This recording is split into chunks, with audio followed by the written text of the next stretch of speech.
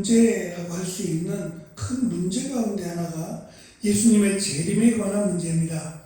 그래서 우리가 읽은 13절부터 18절까지의 내용은 데살로니가 교회뿐만 아니라 소아시아에 있는 교회들 또는 지금 유대인 기독교인들 또는 이방인들에게 있어서 굉장히 중요한 문제로 작용을 했던 것 같습니다. 이 문제와 더불어서 이 나태함, 또 예수님이 오신다는데 뭐 언제쯤 오실지 모른다라고 하는 막연함, 이런 것들이 총체적으로 문제가 되어서 나중에 데살로니가 후서를 보내게 되는 또 다른 이유가 됩니다.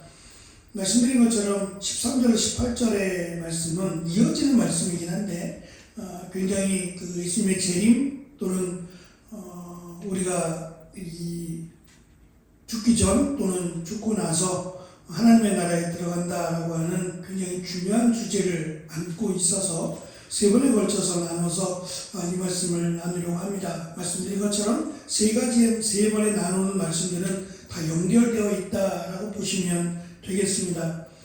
사도 바울이 갑자기 저는 여러분이 모르기를 원치 않습니다 라고 앞에 있는 내용과 또 다른 주제로 이것은 반드시 알아야 한다라고 하는 그런 반어법적인 용어로 시작을 합니다.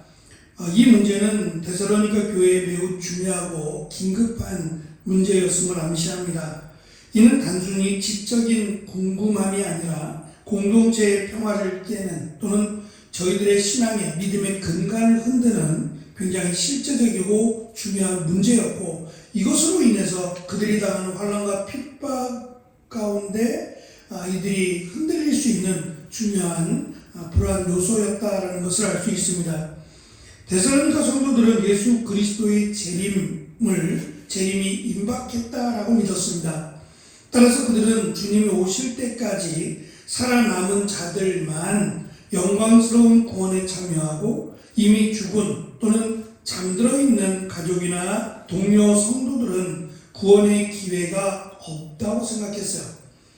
그러니까 환난과 핍박 가운데 순교를 당하면 예수님이 아직 안 오셨으니까 그 순교당한 자들은 구원을 받지 못한다라고 하는 생각 말입니다. 이러한 두려움은 소망이 없는 자들처럼 극심한 슬픔과 절망으로 나타났습니다. 그래서 이 환난과 핍박 또는 강한 압박 가운데 살아남아야 한다. 만약에 죽으면 부활이 없다. 또는 죽으면 우리는 하나님의 나라에 들어가지 못한다라고 하는 말도 안 되는 그런 불안이 그들에게 임하게 됩니다. 그들의 슬픔은 잠시의 이별이 아닌 영원한 단절이라고 하는 생각에서 비롯된 것입니다. 바울은 소망이 없는 다른 사람들처럼 슬퍼하지 말라고 선을 긋습니다. 내세에 대한 확실한 희망이 없던 당시 이교도들처럼 죽음은 모든 것을 끊는 영원한 소멸이라고 생각했어요. 그리고 심지어는 이방인들은 우리가 이 땅에서 나가는 어려움, 또 슬픔, 근심, 이 모든 것들이 죽음이라고 하는 것으로 다 단절이 된다고 생각했어요. 그래서 이 죽음이 우리의 모든 것을 끊고 만약에 살아난다면 그때는 새로운 전혀 다른 그러한 삶을 살게 될 것이다 라고 하는 말도 안 되는 이론을 펼쳐왔고, 그래서 고난 속에 있는 자들은 죽기를 원했어요. 심지어는 자살을 했고요. 그러면 이 땅의 모든 것들이 끝나고 막연하지만 새로운 삶이 시작될 것이다. 이제는 전혀 다른 고난과 상관없는 새로운 삶을 기대했어요. 그러다 보니까 너무 힘들고 고통스러운 이들은 말씀드린 것처럼 스스로 자살을 하거나 또는 빨리 죽기를 원했습니다. 그런데 사도 바울이 가르친 이 내용 또는 사도 바울이 환난을 기뻐한다라고 했던 것은 환난이 끝이 아니라 환난이라고 하는 것은 장차 우리가 받을 영광으로 연결을 시켰어요. 예수님께서 그러하셨듯이 이 땅에서 우리가 예수님 때문에 또는 믿음 때문에 당하는 환난은 장차 우리가 받을 영광이라는 것으로 연결을 시켰어요. 이 땅에서의 환난이 끝이 아니라 이 환난이 우리가 받을 장차 받을 영광과 연결이 된다는 겁니다. 그러니까 죽음이 끝이 아니라 죽음은 연결된 시작이라고 보는 겁니다. 어떠한 죽음이냐에 따라서 우리가 영광을 받을 것이냐 심판을 받을 것이냐가 결정된다라고 하는 것을 분명히 가르쳤습니다.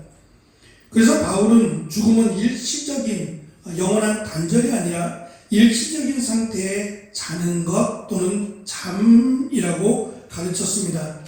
우리가 잠에서 깨어나듯이 정해진 때에 다시 살아날 또 깨어날 소망이 있기에 우리는 우리의 슬픔은 다르다라고 하는 것을 가르쳤고 또 지금 다시 가르치고 있습니다. 우리가 슬퍼하지 않을 수 있는 유일한 근거는 또는 환난과 핍박을 이길 수 있는 근거는 예수 그리스도의 부활이고 이 부활을 믿는 확신한 소망입니다. 예수님의 부활은 인류 역사에서 사망의 권세를 완전히 깨뜨린 첫 번째 사건이자 열매라고 소개합니다.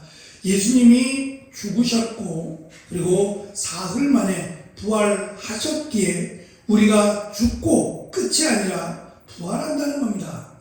문제는 그냥 단순히 살아나고 새롭게 살아가는 그러한 막연한 삶이 아니라 이 부활이라고 하는 것이 믿음과 어떠한 삶을 살았느냐 어떠한 믿음을 가졌느냐와 연결이 된다라고 가르쳐줍니다. 그래서 이어지는 내용들은 지금 말씀드린 것처럼 살아남은 자들만 하나님의 나라에 들어간다라고 하는 것이 아니라 둘 다 살아남은 자들도 그리고 잠자는 자들도 함께 하나님의 나라에 들어간다라고 하는 것을 보다 구체적으로 강조해서 설명을 합니다.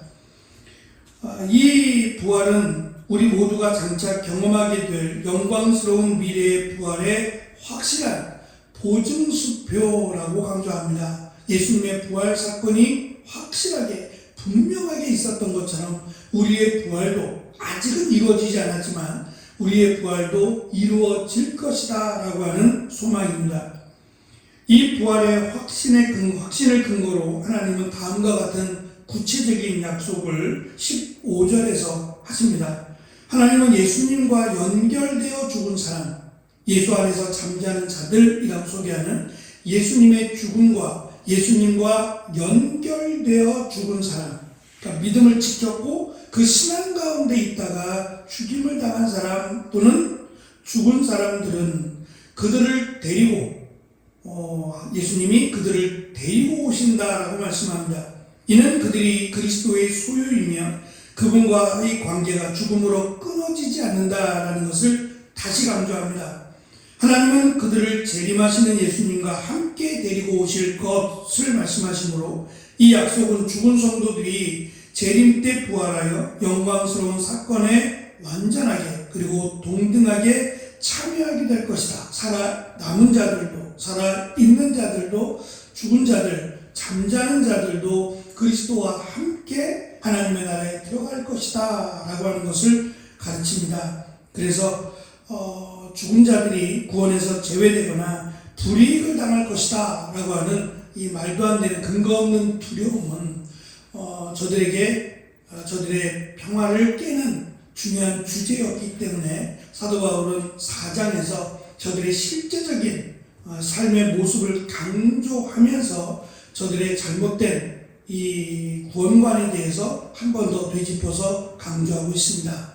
요약해서 말씀을 드리면 믿음을 지켰던 사람들, 믿음을 갖고 있다가 먼저 세상을 떠난 잠자는 자들이라고 소개하는 그들 역시 때가 되면 저는 이제 18절까지 읽으면서 왜 이들에게 이렇게 소개했을까 라고 하는 것을 한번 고민해 보시기 바랍니다. 순서를 정해줍니다. 누가 먼저 하나님의 나라에 들어갈 것이냐에 대한 순서들을 이렇게 정해주고 있는데 사실은 무슨 순서가 있겠어요? 예수님이 재림하시면 자는 자들이 일어날 것이고 고린도 전후서에 있는 것처럼 잠자는 자들이 일어날 것이고 시간과 공간의 개념이 없어져요. 예수님이 다시 오시면 그게 무의미해지는 겁니다. 그러니까 우리가 더 이상 이 땅에서 사는 것과 같은 그런 생활의 패턴이 이루어지지 않습니다. 먹는 문제, 입는 것, 생활하는 모든 문제들이 다 사라져 버립니다. 더 이상의 아무런 이유가 없는데 죽은 자들과 남아있는 자들을 구별하고 싶으신 것 같아요. 어찌됐든 간에 예수 그리스도를 믿는 사람들, 죽은 자들이나 살아있는 자들이나 그들은 모두 예수님과 함께 하나님께로 간다라고 말씀하시므로 죽음에 대한 두려움을 갖지 말라는 겁니다. 환난과 핍박 또는 죽음을 담보로 이 성도들을 흔들고 있는 그런 권세자들 앞에 굴복하지 말라는 겁니다. 분명한 것은 우리는 하나님의 나라에 들어간다는 겁니다. 믿음을 가지면, 예수 그리스도를 온전히 믿으면 구원을 받는다라고 하는 것을 분명하게 강조하므로 끝까지 믿음을 지킬 것을 사도 바울은 권면하고 있습니다. 너무도 당연한 말씀이지만 이 당연한 말씀을 깨닫지 못함으로 저들이 흔들리고 있었다라고 하는 사실을 우리가 기억한다면 교회에 처음으로 오신 분들에게도 이 말씀을 가르쳐야 한다. 모르기를 원하지 않는다라고 하는 것처럼 그들에게도 가르쳐서 그들이 끝까지 이 땅에서의 믿음을 잘 지키고 성장하는 귀한 은혜를 함께 나눠야 할 것입니다. 기도하겠습니다.